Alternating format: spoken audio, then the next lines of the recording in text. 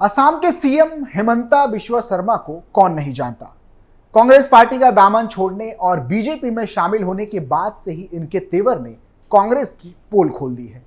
BJP के fire brand नेता हेमंता बिश्वा शर्मा ने एक बार फिर से विपक्ष की बखिया उधेड़ कर रख दी है। बिश्वा अक्सर ऐसे मुद्दों पर बोलते नजर आते हैं जो हिंदू हितों से जुड़ा होता है, जिस पर कांग्रेस ने कभी मुंह नहीं खोला। हाल ही में बिश्वा दिल्ली पहुंचे और पूर्वी दिल्ली लोकसभा सीट पर बीजेपी प्रत्याशी हर्ष मल्होत्रा के लिए लक्ष्मी नगर में चुनावी रैली को संबोधित किया।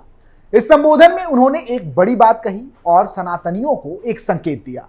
असम के मुख्यमंत्री हेमंता बिश्वा शर्मा ने दावा करते हुए कहा, लोकसभा में एनडीए की 400 पार सीटों के लक्ष्य को प्राप्त करने का मतलब है अयोध्या के बाद काशी और मथुरा में भव्य मंदिरों का निर्माण।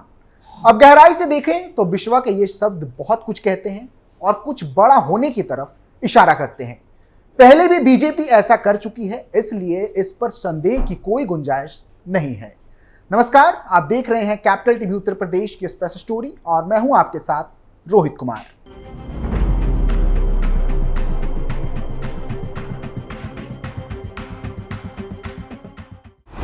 असम के सीएम की चुनावी रैली, भाषण के दौरान दिया बड़ा संकेत, सनातनियों को मिलेगा बड़ा तोहफा, कांग्रेस पार्टी को जमकर धोया। असम के सीएम बिश्वा ने पूर्वी दिल्ली लोकसभा सीट पर बीजेपी प्रत्याशी हर्ष मल्होत्रा के समर्थन में एक चुनावी रैली को संबोधित किया।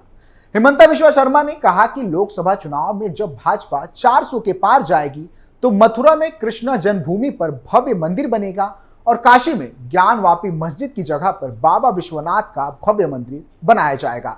उन्होंने कहा कि मुगलों ने जो जो कारनामे किए थे उसमें से अभी बहुत कुछ साफ करना बाकी है। असम के मुख्यमंत्री ने कहा कि भाजपा ने अयोध्या में भव्य राम मंदिर बनाने का अपना वादा पूरा कर दिया है, इसलिए इस बार जीत भी बड़ी होनी चाहिए।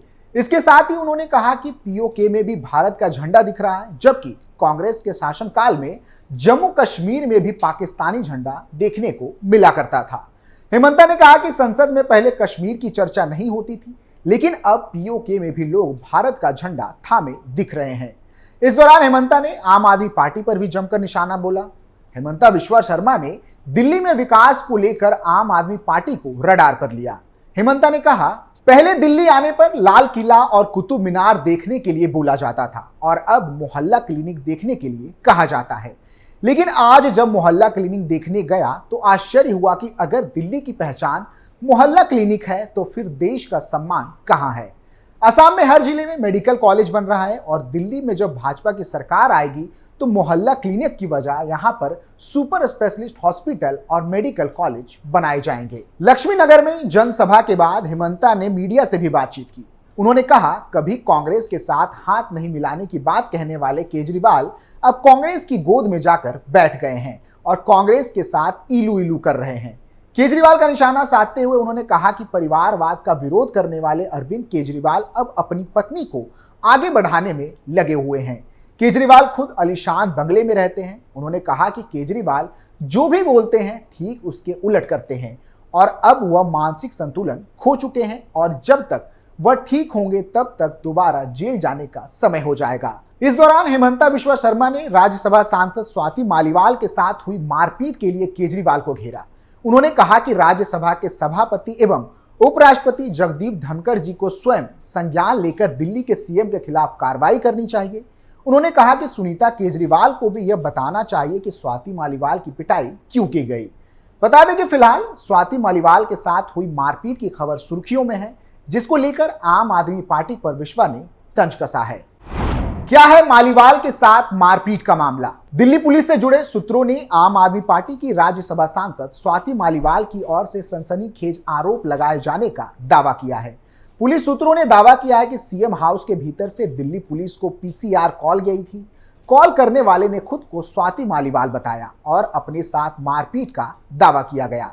दिल्ली पुलिस सूत्रों ने शुरुआत में बताया था कि दिल्ली सीएम आवास के भीतर से सोमवार सुबह 9 बजे दिल्ली पुलिस को 2 पीसीआर कॉल की गई थी, जिसमें सीएम हाउस के भीतर खुद के साथ मारपीट करने का आरोप लगाया गया था।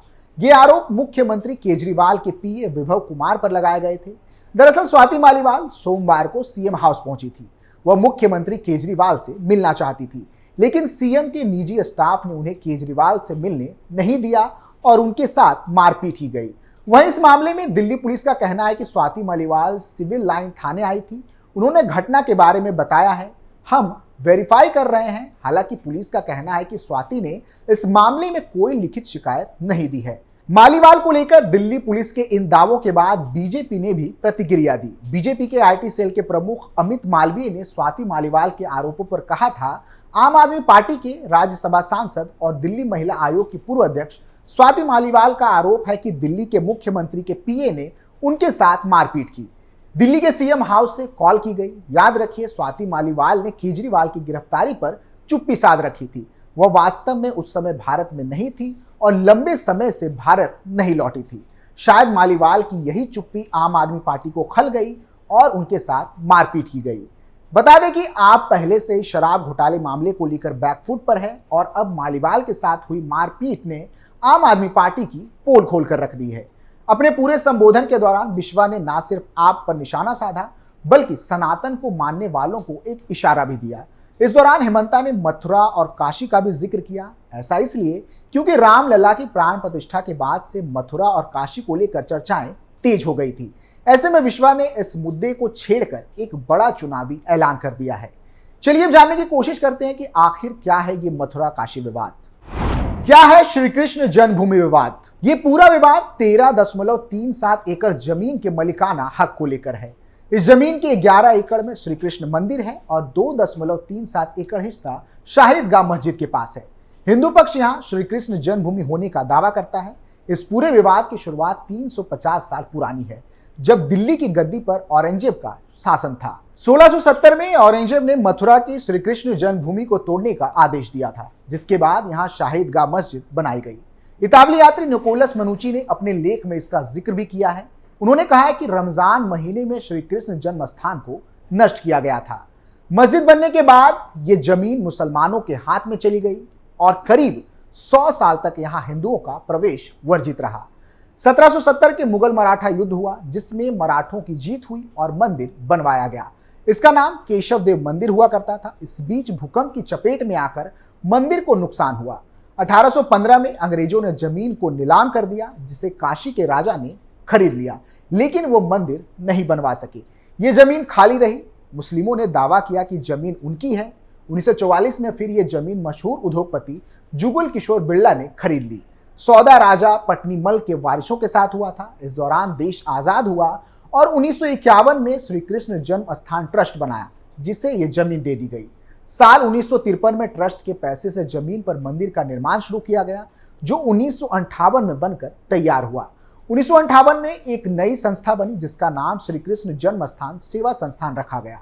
इसी संस्था ने 1968 में मुस्लिम पक्ष के साथ एक समझौता किया। इसमें कहा गया कि जमीन पर मंदिर और मस्जिद दोनों रहेंगे। यहां ध्यान देने वाली बात यह है कि श्री कृष्ण जन्म स्थान सेवा संस्थान ने यह समझौता किया था। इस संस्था का जन्मभूमि पर कोई कानूनी दावा नहीं है। श्री कृष्ण जन्म स्थान ट्रस्ट का कहना है कि वह इस समझौते को नहीं मानता। 2022 में सिविल जज ने शाहिद गाह मस्जिद का आमीन के जरिए सर्वे का आदेश दिया। अब हिंदू पक्ष ने मस्जिद को हटाने की मांग की है, वहीं मुस्लिम पक्ष प्लेसेस ऑफ वर्शिप एक्ट की दलील देता है।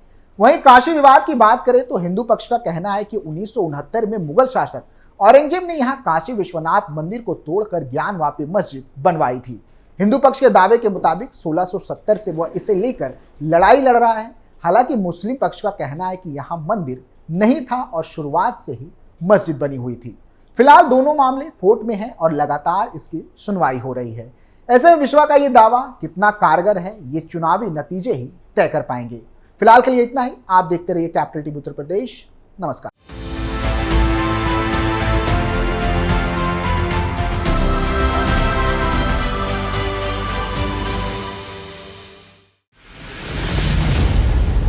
मैं राजनीति करता नहीं, पर राजनीति को बहुत गहरे तक समझता हूं। मैं लोगों के बीच रहता हूं, लोगों के मन को अच्छे से जानता हूं।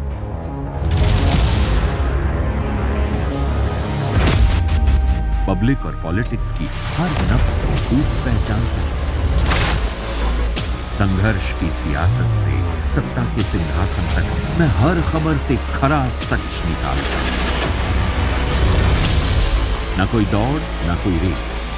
Capital TV, Uttar Pradesh.